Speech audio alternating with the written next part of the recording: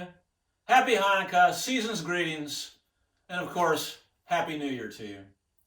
Let's hope 2021 is a better year for the human race than 2020 was. Now, 2020 did, however, have its share of gifts for all of us. And in my case, I was given this beautiful handmade rhinestoned guitar strap by a friend and musical colleague of mine named Brad Williams from Little Rock, Arkansas. Brad made this strap for me. It's all handmade. Now, as you can see, Brad is a very talented guy.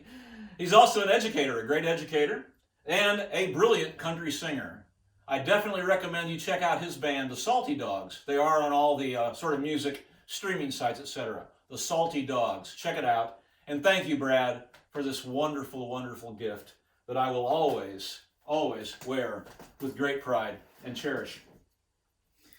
Now, today I'm going to talk to you about one of the most famous Christmas songs of all, Jingle Bells. And you're thinking, well, jingle bells, right? You know, one horse open sleigh and, everybody sings along. But Jingle Bells, there's quite a story behind this song that I'm going to share with you.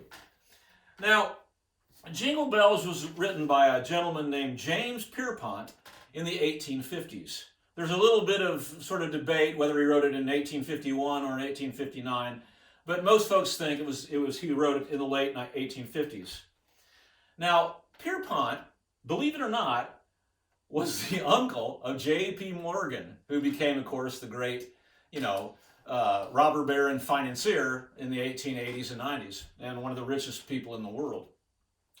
But Pierpont was the son of New England abolitionists. Now, these folks were Presbyterian ministers in New England, clergy people, strongly anti-slavery, and they were very committed to their pro-abolition cause. Now, Pierpont's brother went to Savannah, Georgia to start a Unitarian church. And his brother also had very strong anti-slavery views. Now, the Unitarian church in those days was very progressive, very liberal. And it didn't last long in Savannah, Georgia in the 1850s. They ran him out of town, basically. But Pierpont, who went down with his brother, sort of stayed in town, and he became part of the whole culture. Now, I don't know if Pierpont was a ne'er-do-well or a rounder, but his story there is some unusual aspects to it. At one point, he went to California. He was married. He was married twice and had kids. He went to California and sort of disappeared. No one ever heard from him for a long time, under this sort of get-rich-quick scheme in California that didn't pan out. He came back just as broke as he was when he left. At another point in time, he served on a whaling ship for like 2 years, and no one really knew where he was or anything about him. The whole time, though, Pierpont was a very musical cat and was writing songs. Now, none of them really came to the surface in those days. He wasn't successful with it yet. But when the American Civil War broke out, Pierpont, whose whole family was pro-union and anti-slavery, they were abolitionists, he joined the 5th Confederate Cavalry, a Georgia State Home Guard unit. And he was pro-Confederacy, pro-slavery, pro-states' rights. Pierpont, under the 5th Georgia Cavalry, they eventually were merged into Joseph Wheeler's main cavalry unit for the Army of Tennessee. And he served under General Wheeler as a clerk. Now, in those days, the Confederate Army was so short of soldiers that didn't make any difference. The clerks still fought in most of the battles. Pierpont himself fought at the Battle of Atlanta. He fought at the Battle of Kennesaw Mountain when the Union made those terrible charges up that ridge.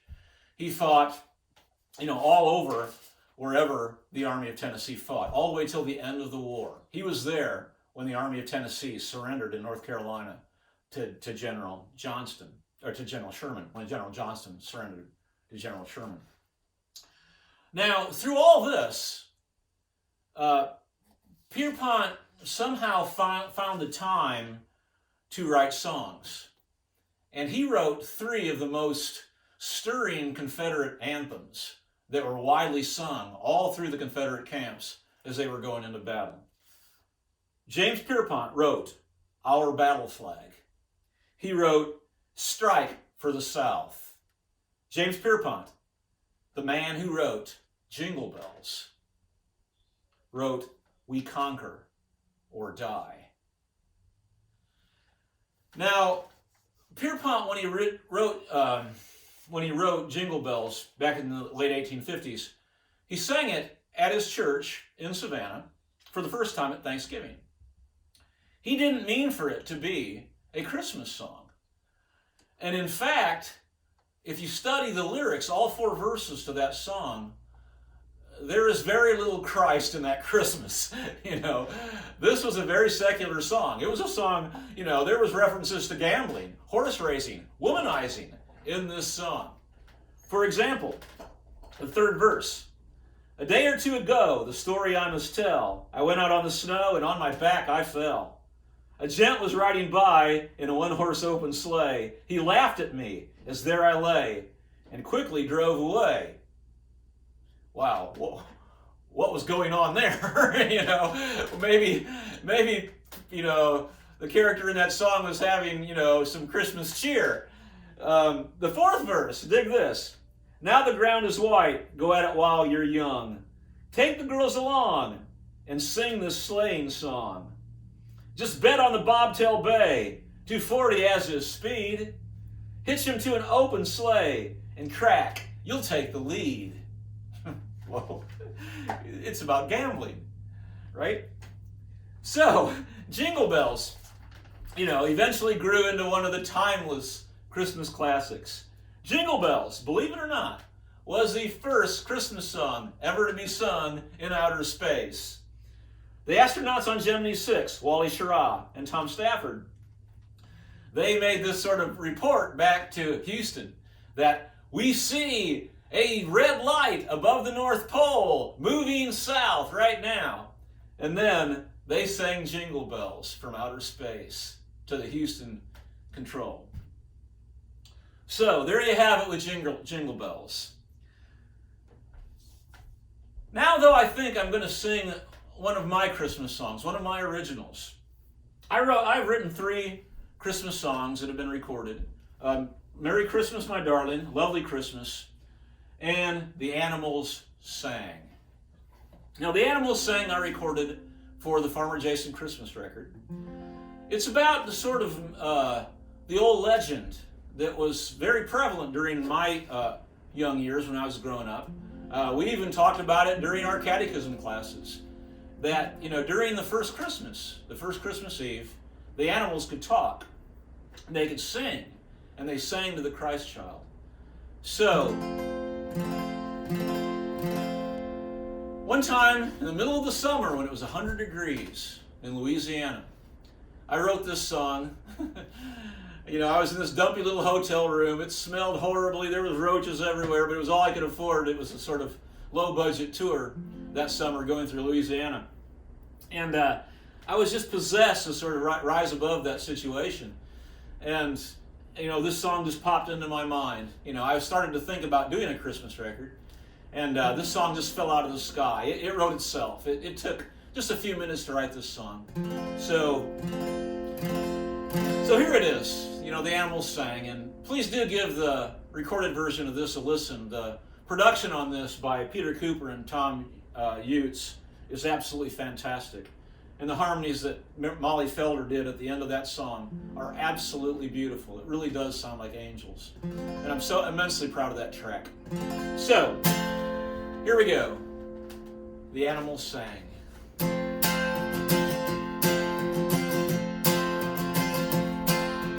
Here's a story I was told about a Christmas long ago, when Jesus came into this world like any other boy and girl.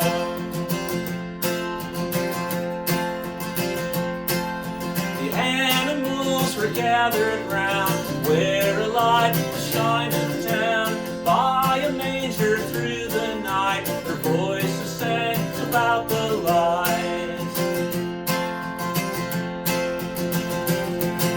The animals, they all did sing. It was the world's first caroling. They sang together, pure of grace, while the light shone on their face, while the light shone on their face.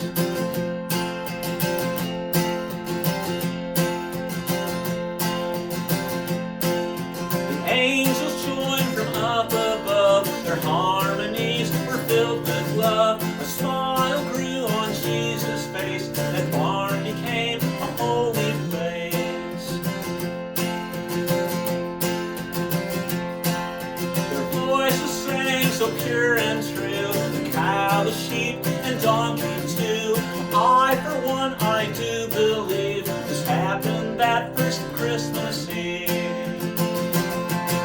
The animals, they all did sing. It was the world's first caroling. They sang together, pure of grace, while the light shone on their face. The animals, they all did sing. It was the world's first caroling. They sang together, pure of grace, while the light shone on their face, while the light shone on their face, while the light shone on their face.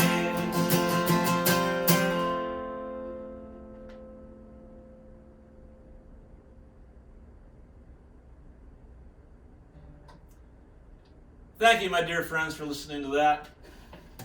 I wish you all a blessed Merry Christmas, a Happy Hanukkah, the best of the seasons, and a blessed, safe New Year.